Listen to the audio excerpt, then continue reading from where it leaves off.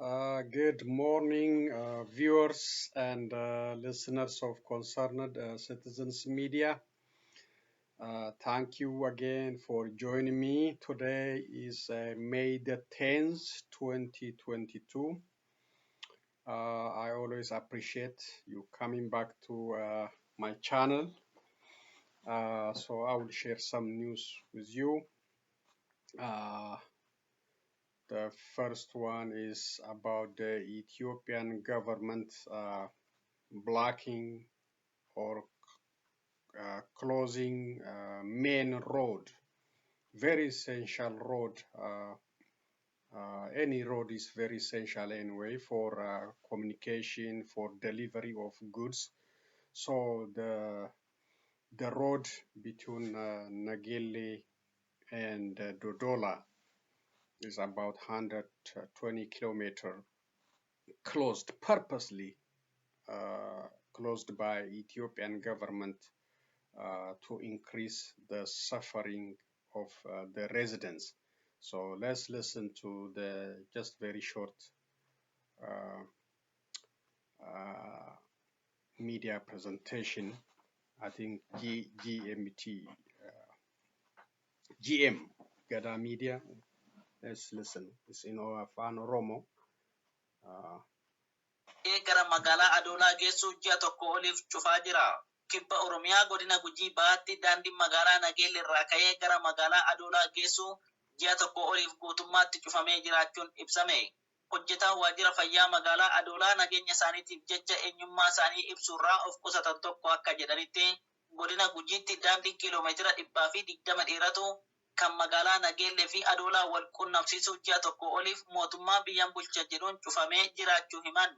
Sababa kanaanis sochiin uummataa guutummaatti akka uguramee fi hawaasni tajaajila bu'uuraa dhabuun rakkoo hammaataaf saaxilamuu ogeessi fayyaa kun raadiyoonii Dirree Shaggaritti himaniiru.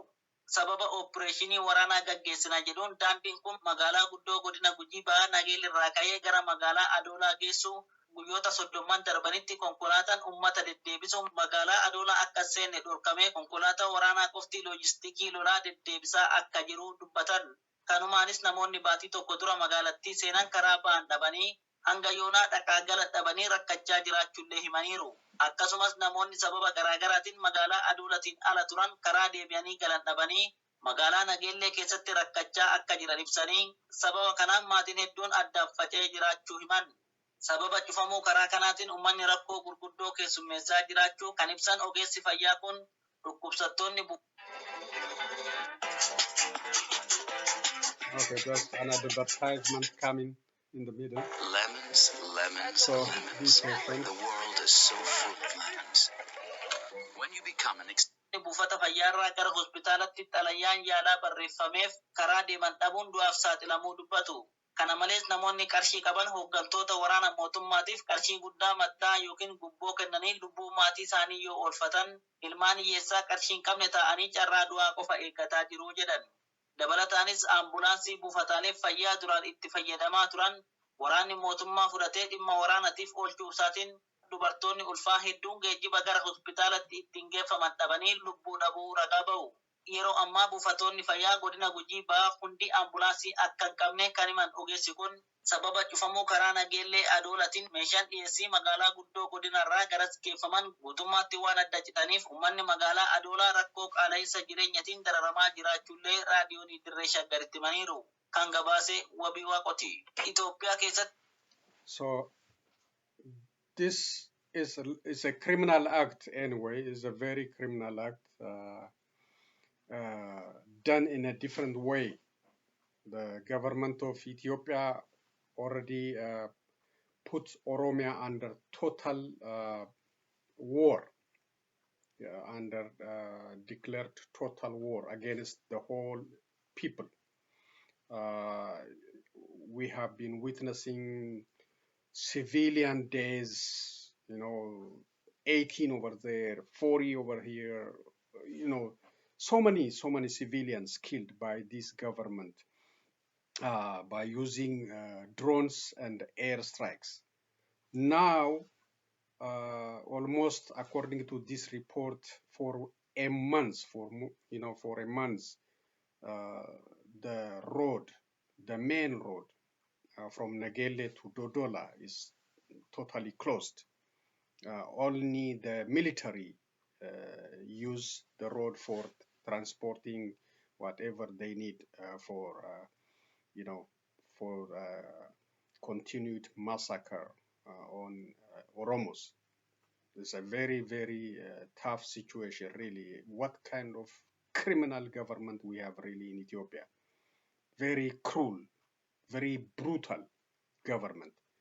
Uh, People, according to this health official, the emergency, the ambulance are used for military, you know, to transport military personnel instead of transporting, delivering women or those patients to nearby hospitals. So it's a criminal act, really, very criminal act, and targeting the whole region, to punish the whole region, to suffer, to surrender to his power, or not to challenge him, his criminal behavior, his, dictatorialship. It's a very bad one, very bad one, and we call on the international community repeatedly to act against this government. What he's doing is inhumane and illegal in an international or national level. Uh, blocking the road is the job of the terrorist, not the job of the government. But the Ethiopian government is blocking the road to punish the public collectively, and doing everything to maximize the suffering of the people. That is the news coming from Ethiopia in one way in a drone and airstrike, the other way by blocking the road and denying basic services to the public, and denying farmers to sell their products and buy whatever they need, and getting basic medical treatment, getting medicines, all necessary, very essential stuff for living. So this is a criminal act, and it should not be ignored. Please spread the news, and let it be known. Be the voice for those voiceless people, and we have to speak up. We have to raise whenever we see very bad doing. The Prime Minister of Ethiopia is in a very brutal stage, very dictatorial stage, and a very bloodthirsty, never satisfied, never satisfied. And he is just continue bloodshed everywhere, killing civilians, blocking basic services, blocking roads, blocking internet, phone service. So I don't know what the international community is ignoring the Oromo causes, and we just need a little bit attention. We don't need much attention like you are giving to Ukraine, but we just need a little bit attention. What is Prime Minister Abiy Ahmed and his Prosperity Party officials and the security forces are doing in Oromia region. So I will come to the other videos at the end. The other thing, let's see the other news. Thank you again. So that's a collective punishment, and it is illegal at national and international level. But I don't think Prime Minister Abiy Ahmed cares. If you see how they released journalist Gobaze Sisai. Journalist Gobaze Sisai was kidnapped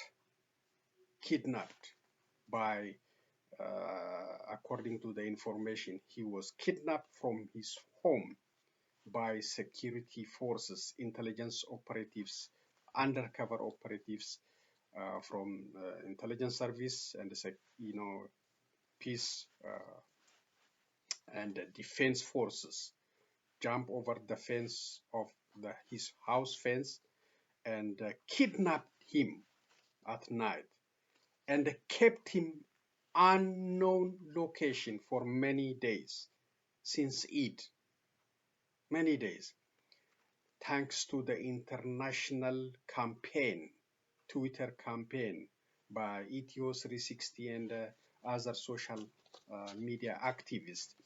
His issue was raised and he was again kidnapped from unknown location back to his house, in front of his house. They dropped him, blocked his face, covered his face, so he cannot tell from where they brought him, where they keep him. So it's a criminal, it's a gangster. It's not a government really. It's a gangster group we have in Ethiopia. Abiy Ahmed promised a lot of things in 2018. He became the worst criminal in the world. The way he acts, the way he conduct business, So, according to the Ethiopian constitution, they have a right to appear in court within 24 or 48 hours. And that should still in the constitution, unless they cancel that, the government doesn't have this authority. But Ethiopians, they let it go. They are silent until he comes in, knock on each other's door. They are waiting for that. This guy is breaking so many rules, so many laws in that country, so many. Whether by waging war in northern part of Ethiopia, or by waging war in Oromia region, or by doing what he's doing now in Amhara region, creating chaos and destruction in that country, and creating inflation, unemployment, everything bad about Ethiopia. And he's a criminal. He's a criminal. He is a criminal. He is not acting like a government. And I don't know what the Ethiopians are waiting. What the Ethiopians are waiting, what they're going to get from this government, except more bad behaviors, more acts, more brutality from Prime Minister Abiy Ahmed. But thanks to the international activist, local activist, journalist Gobaze Sisai of Yenya Media, Yenya Tube, is free. He's a free man for now. If nobody talk about him, he could be killed, he could be tortured, but he is safely returned thanks to the international campaign. So we need to speak up when we see what Abiy is doing. If we don't do that, we cannot save citizens, journalists, and others. So we need to speak up. Silence is killing Ethiopians. Silence is taking Ethiopia down into the toilet. You need to speak up and demand this guy be removed. These criminal gangsters, or all these, undercover operatives and the defense forces, federal police, they are collaborating with him and doing his dirty work. Okay, the other one is NAMA, National Movement of Amhara. They are also dealing with internal conflict, internal fighting. So they are blaming each other, conducting illegal activities, and collecting illegal funds, spreading false propaganda against each other. And now one group, it looked like it's two different groups. So one group is firing the other group maybe those who are aligning with the prime minister are now in a upper hand. I don't know, but they fire at least 10 and given warning to a couple of their members. So a team led by Balet Mullah gave the last warning to Mr. Christian Tadele. This is a senior official of Amhara National Movement of Amhara, or NAMA. So you might know Christian Tadele is a senior party official of this party.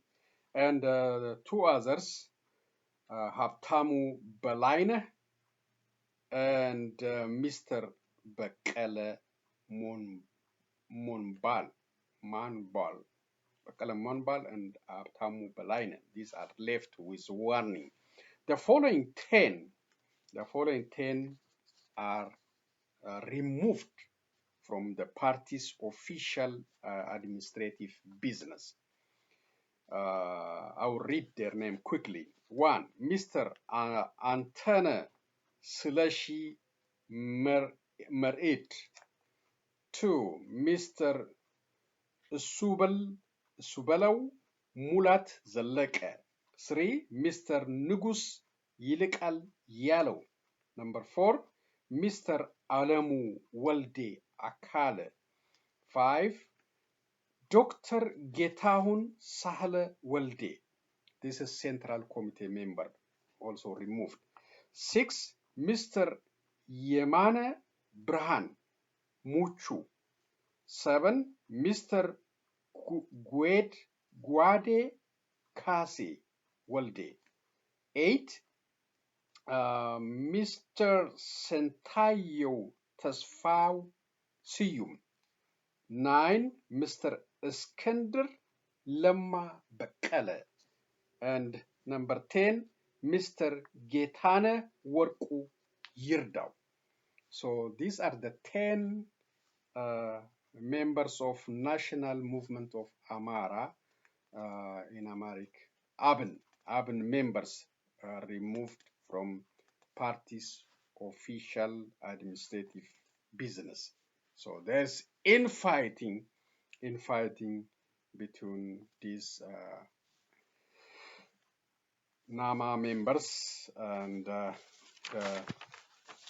the Ethiopia Election Board also called on them to have conference and do what they requirement to be as a party in Ethiopia. So that's the situation, and their motto is one Amhara for all Amhara for one Amhara. But now they are fighting against each other. So they are against their own motto. Credit for this one, Marraja.com. The other thing is undercover operation is also under planning in Amhara region, coordinated from the head by Prime Minister Abiy Ahmed and the McConnell and some intelligence officials plus the General Abebau plus Tamasgen Trune and all others local Prosperity Party officials. They are in a planning to conduct major operation against Fano.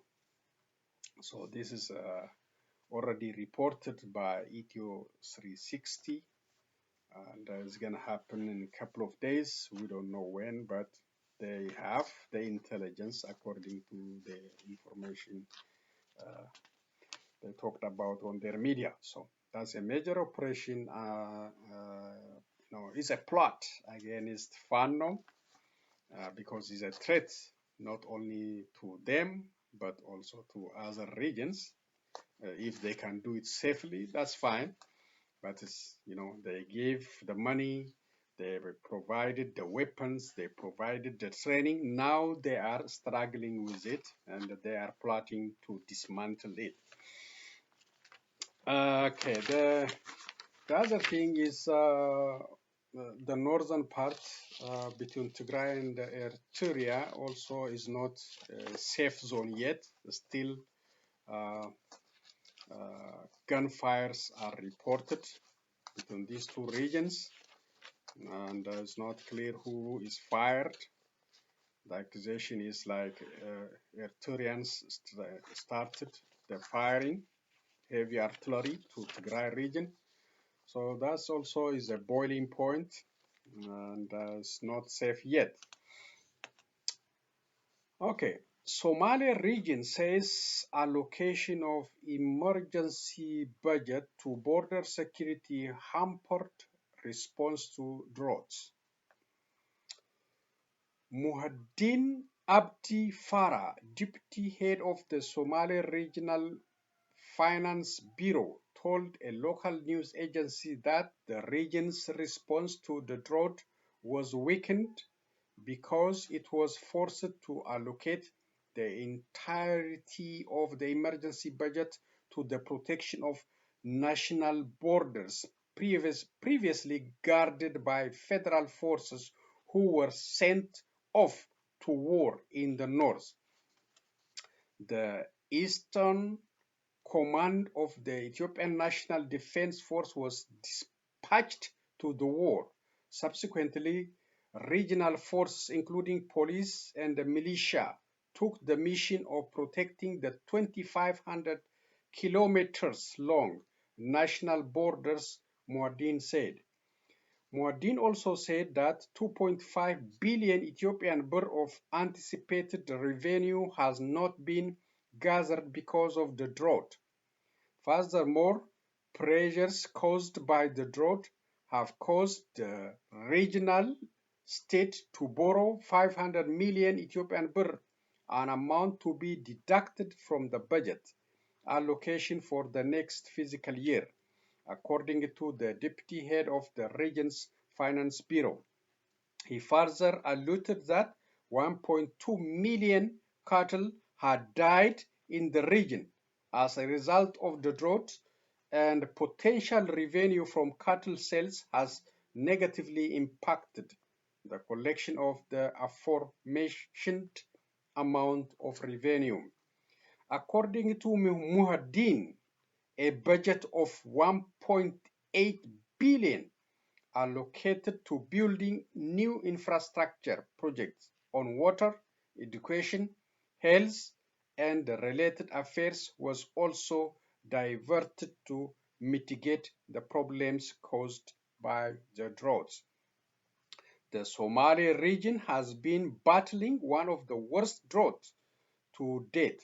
The drought has resulted in the deaths of over a million cattle and impacted people in the thousands.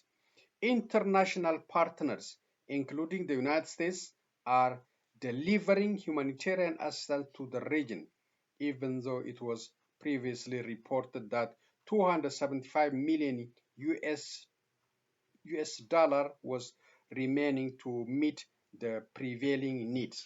Credit at this standard. So that's a challenge when you have a war. So the federal government, instead of controlling the border, he went to the war.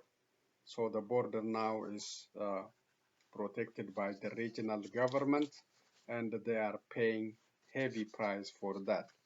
So, but they didn't calculate all this when they went to war against their own citizens.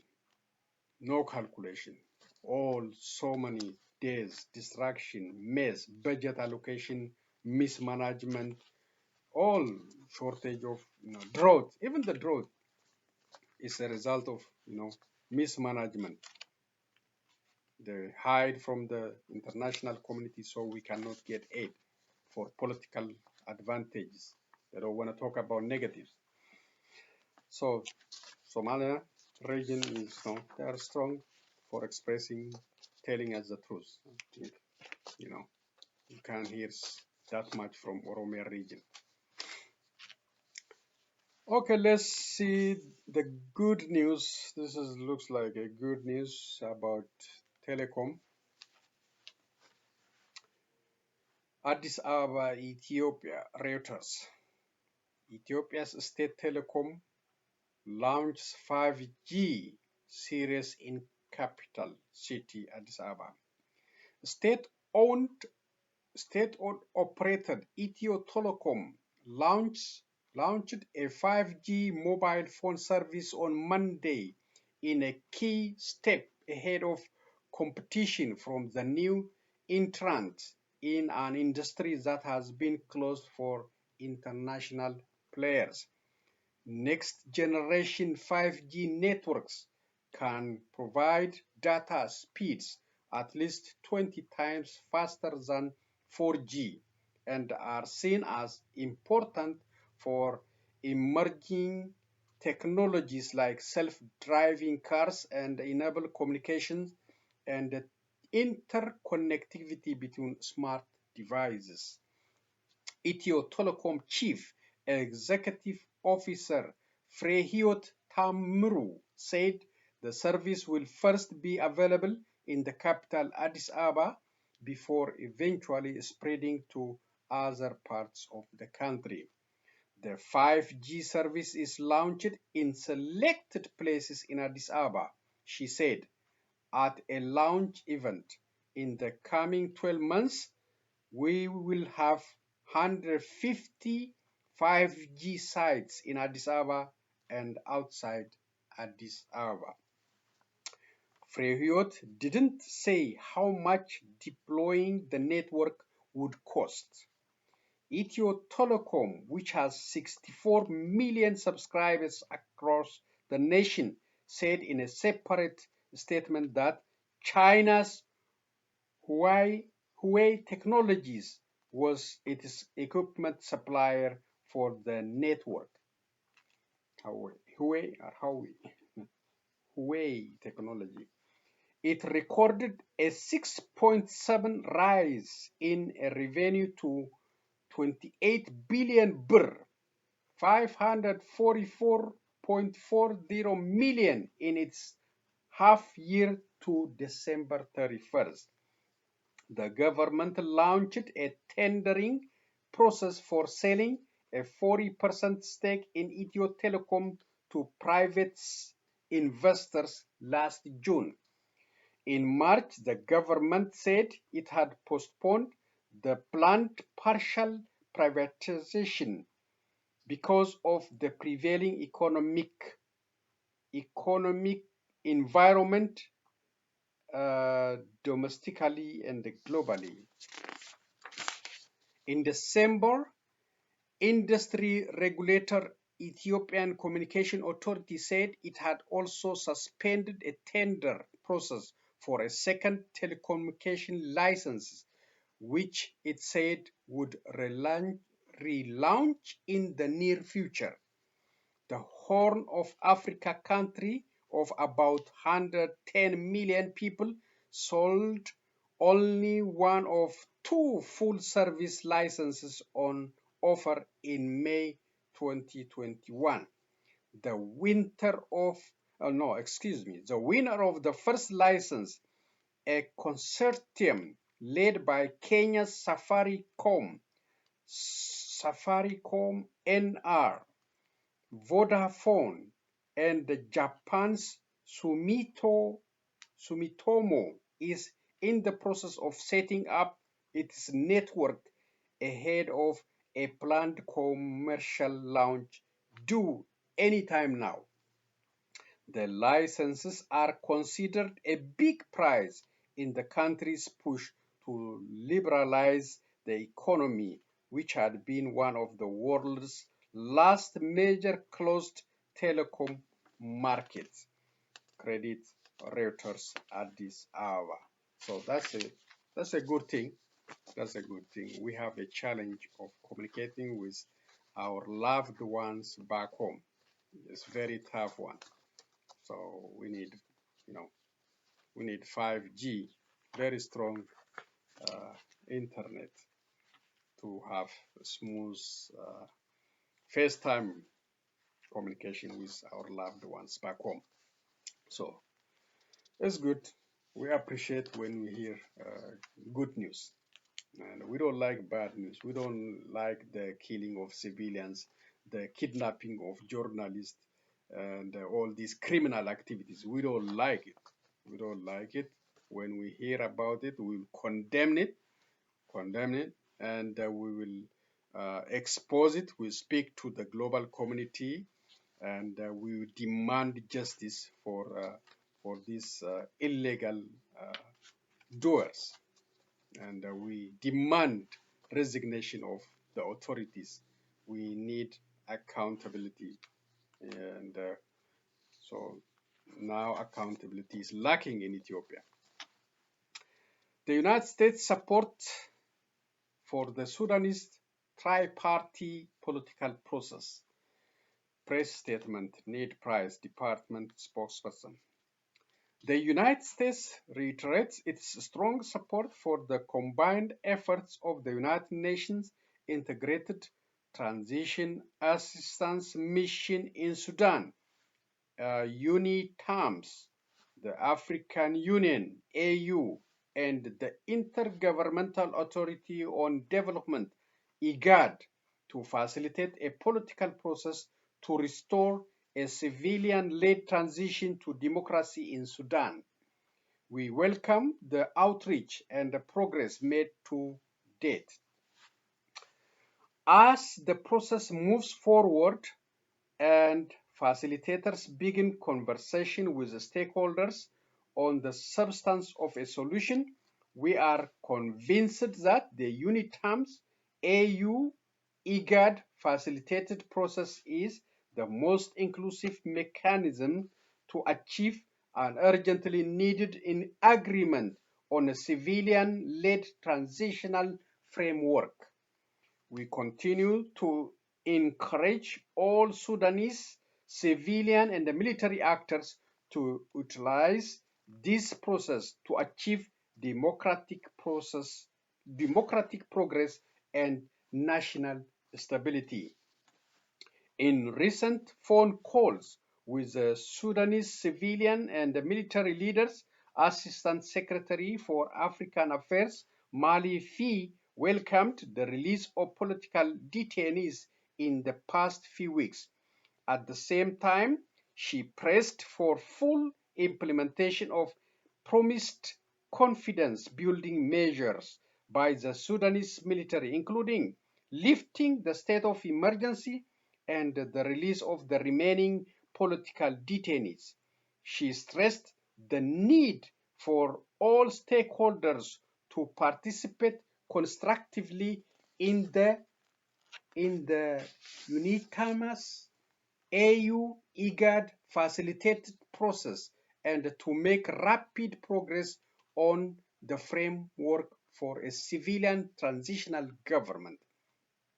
She underscored the need for the military to transfer power to a civilian government established under such a framework to enable the resumption of international financial support and development assistance. So that is about Sudan. Sudan is still facing challenges, and I don't know what the deal there, how they can make a deal there, unless the military are greedy about power, staying on power. For the sake of the country, they should negotiate and form inclusive government, some from military, some from civilians. That's fine as long as you guys agree instead of fighting and delaying, creating chaos and death in that country.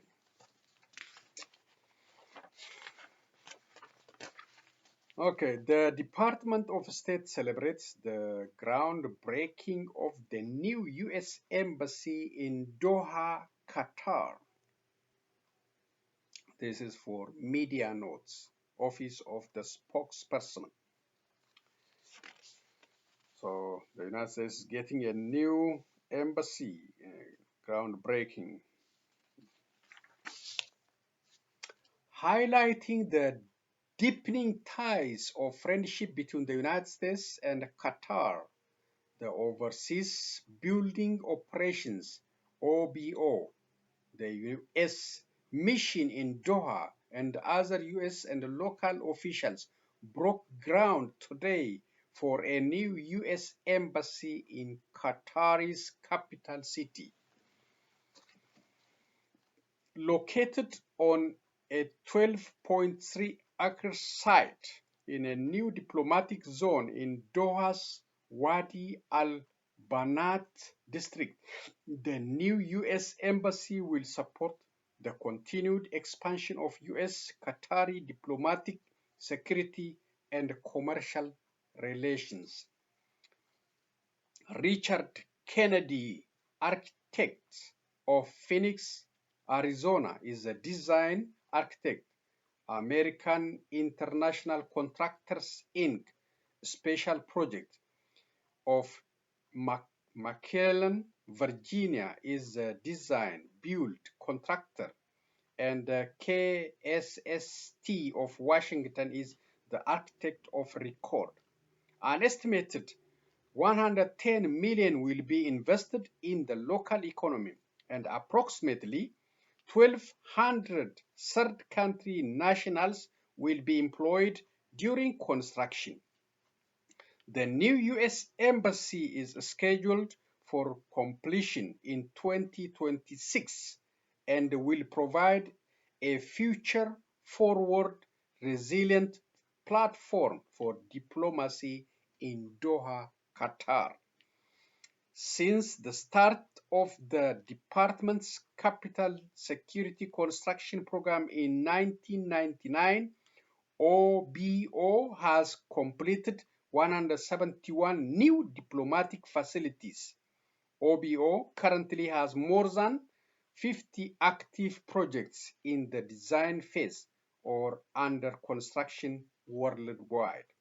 OBO provides safe, secure, functional, and resilient facilities that represent the United States government to the host nation and that support U.S. diplomats in advancing U.S. foreign policy objectives abroad.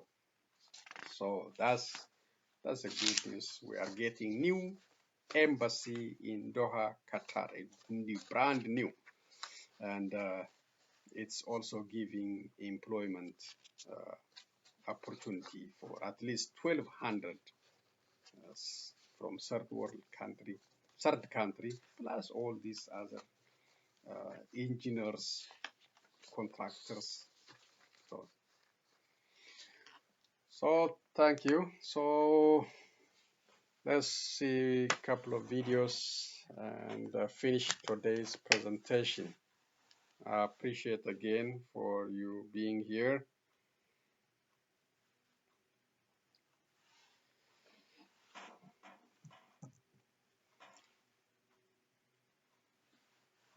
Searching for a reliable used sedan? Shop the area's best selection of affordable cars at unbeatable prices.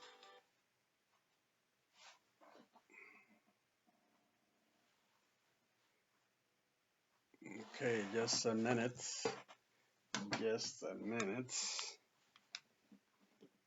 Apologies for this technical issue. Okay, here we go. The first one is about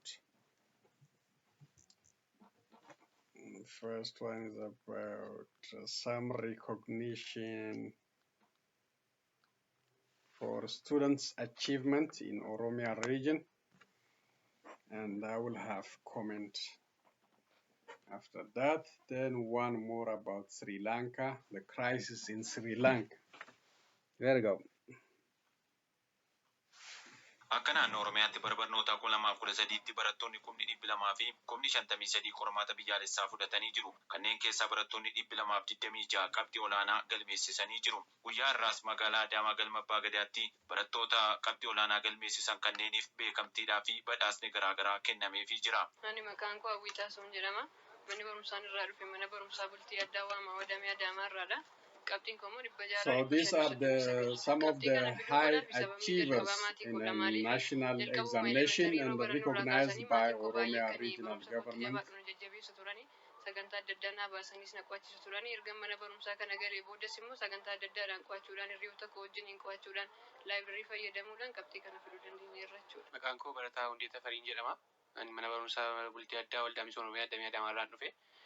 Qabxiin galmeessises immoo qabxii 548 dhibba jaha keessaa galmeessuudhaan akka Oromiyaatti tokkoffaa baheera. So he is number 1 from Oromia region.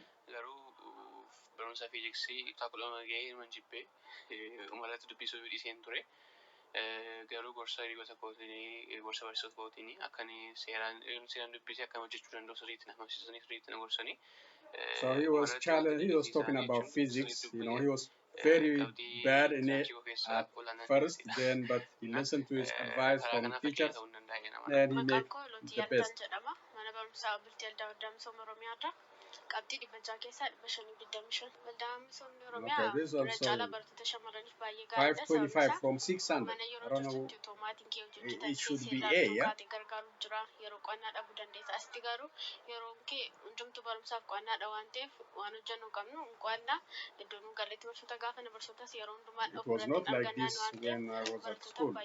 You know, only A, B, C, D, Saganticha A. irratti Dr. Tolaa Bariisoo hoogganaan biiroo barnoota Oromiyaa dhaabbilee ijaarsa manneen barnootaa keessatti gahee isaanii ba'achaa jiran galateeffatanii jiru. Barsiisonni keenya leenji'anii daa'imman kana barsiisan baay'ee gammachuu qabu. Maatiin isaanii gammadanii jiru. Kana keessatti gahee guddaa warri taphatan as keessa jirtu. Namoonni dhuunfaan mana ijaaran jiru. Dhaabbileen amantaa ijaaranii jiru. Dhaabbileen miti mootummaa ijaaranii jiru. So he's, Barsiisonni poolisoonni maallaqa isaanii walitti appreciating bu'uura buruu kana ijaaranii jiru. everyone who contributed for this students' achievement. Uummanni bal'aan sabni keenya Religious institutions, individuals, waan galmaan geessaniif parents, all. ulfaataa isin jechuun barbaada. Kana malees pirezidaantiin bulchiinsa mootummaa naannoo Oromiyaa obbo Shimallis Abdiisaa hojiin baruu fi barsiisuu ala tokkoon kan goolabamu osoo hin taane turtii yeroo dheeraa waan fudhatuuf kanaafis waltumsuudhaan tokkummaadhaan irratti hojjechuu gaafataa jechuun dhaamsa dabarsaniiru. Hojiin barnootaa yeroo tokkotti hojii bu'aan irraa argamu miti. Yeroo tokkotti kan facaafame waggaa tokkotti waggaa lamatti kan irraa haamamu miti. Dubbiin barnootaa dubbii dhalootaati. Okay, this is one of the responsible person for that region for declaring war on Oromos. He is responsible for all the civilian deaths and for all the houses burned in Oromia. I hope one day he will face justice. Even though now he's talking about, you know, talking about education and helping students. But the time will come, one day he will face justice for all these killings. This is the president of Oromia region. Okay. Anger, frustration, and helplessness among Okay, let's finish. This is Sri Lanka. There's been months of discontent over an economy close to bankruptcy. People have been demanding the president, the prime minister, and the government resign, blaming them for mismanagement and corruption. Premier Mahinda Rajapaksa has now bowed to pressure. As a leader who always listened to the people, I'm asking you, what do we do now? We want Mahinda. We want Mahinda. That means I do not need to resign. Bussed in from around the country, a pro-government crowd confronted protesters in Colombo who have spent weeks calling for change. Some were injured, while tents and posters were torn up. Some say the police did not act fast enough to stop them. But shortly after, protesters regrouped and launched a counterattack, targeting the buses that transported them, even destroying luxury vehicles and houses belonging to Rajapaksa loyalists. The government imposed a countrywide curfew until Wednesday morning and deployed the military to disperse the crowds. It had the opposite effect. Large crowds gathered opposite the president's office, vowing not to be intimidated. President Gov's move to sacrifice his brother doesn't seem to be working. Today's resignation is long overdue but is unlikely to address the cause, the demands of the protesters. So even despite the curfew and a state of emergency, many are on the roads now because they feel their calls, their demands need to be heard. Live ammunition was fired when protesters broke down gates to the Premier's residence. The President had invoked a state of emergency on Friday. For the past 30 days, protesters have maintained a largely peaceful campaign demanding the Rajapaksa brothers and their government resign. But protesters say the violence unleashed by the Prime Minister's supporters forced them to respond. Police and the armed forces have the challenge of now restoring calm. Minel Fernandez, Al Jazeera, Colombo. Okay, thank you, Al Jazeera, for updating us all the time. So that's the challenge in Sri Lanka, and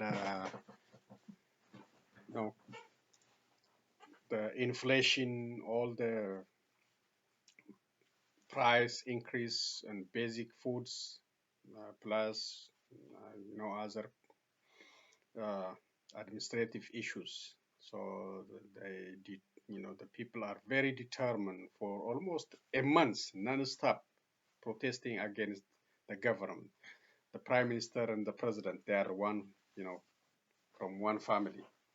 They are brothers, and they didn't like that, and they also the mismanagement plus life expenses, and they are speaking up.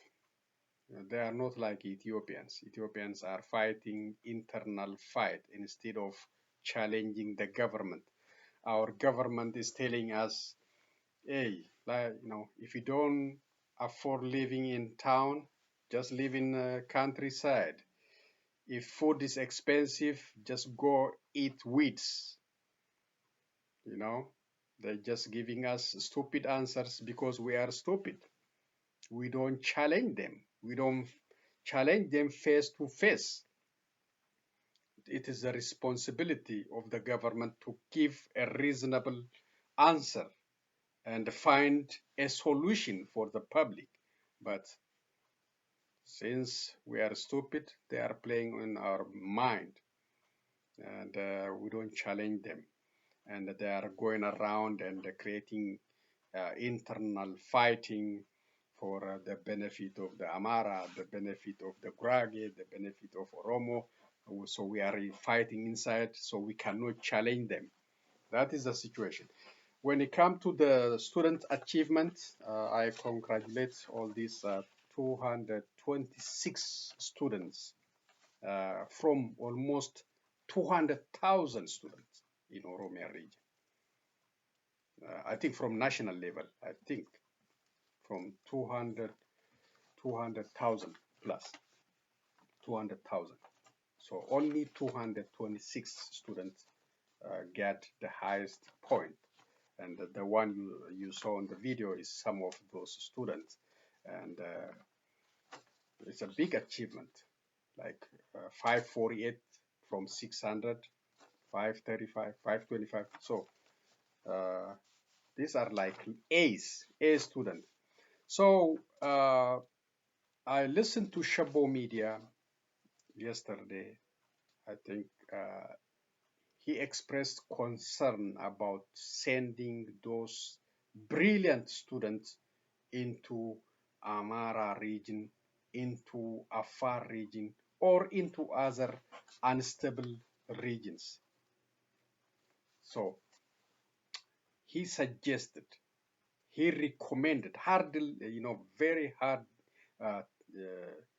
hardly, what I'm saying, very seriously recommended these students remain in Oromia region, in Oromia higher institutions.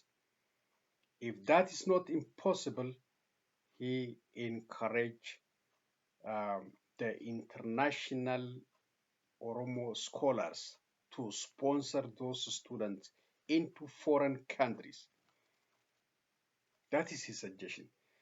He said because of the past situation and the present the current situation in Amhara region, it is not safe to send students into the higher institutions in Afar, Amhara region, and other regions too.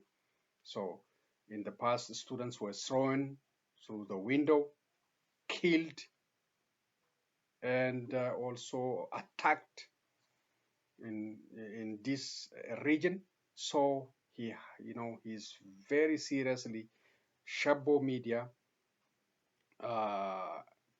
anchor. I think we Shabo Media anchor Galgalo. I think he really advised students not to go there, not to go into Amhara region, not to go Afar region, not to go any region that is not safe, any region that is not safe for education, for learning, teaching environment. And they also advise the parents to keep their children, in a private school if they can afford, in private higher institution if they can afford.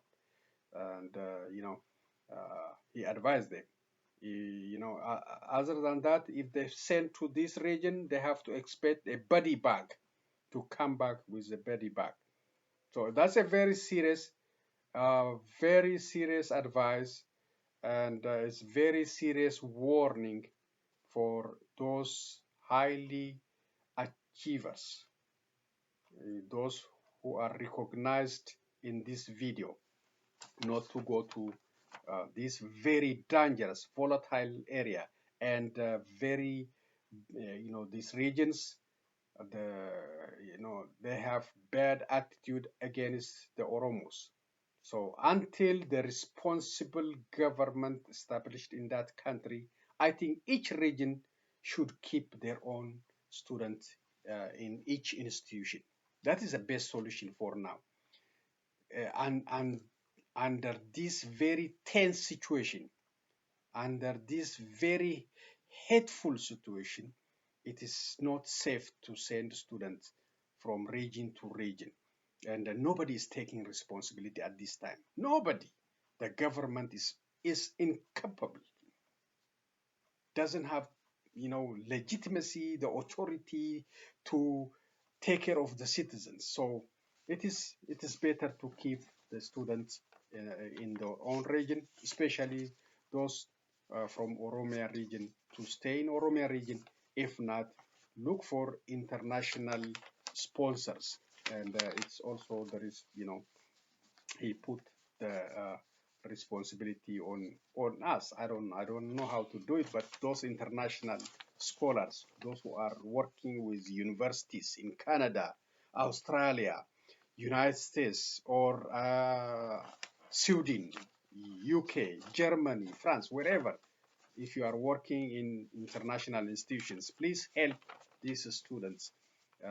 You may know the way to sponsor these high achievers. They are the future of that country. They can be the better leader for that country. So that is a very good advice from Shabo Media. Please listen to Shabo Media. It's Afan Oromo. If you understand Afan Oromo, please listen to that media. That media has so many good advices, even advices for prosperity officials, for prosperity security officers, personnel, even for the military, not to fight for this current regime. Advise them to join the democratic forces to bring a better future. So that's all I'm gonna say for today. Also, please call on the Ethiopian government to unblock the road from Negele to Dodola. That is collective punishment. Plus, please call upon Prime Minister Abiy Ahmed to resign. He is not safe for that country. He is not safe for the international community. Please call upon him to resign. I demanded his resignation multiple times. I call upon him I hope he will listen one day and he will do it like his predecessor Haile Mariam Desalegn for the sake of the country. The country is unsafe, bloodshed everywhere. Thank you again, and please like, subscribe, share my video so we can be the voice for the voiceless. Be safe and so long, everyone.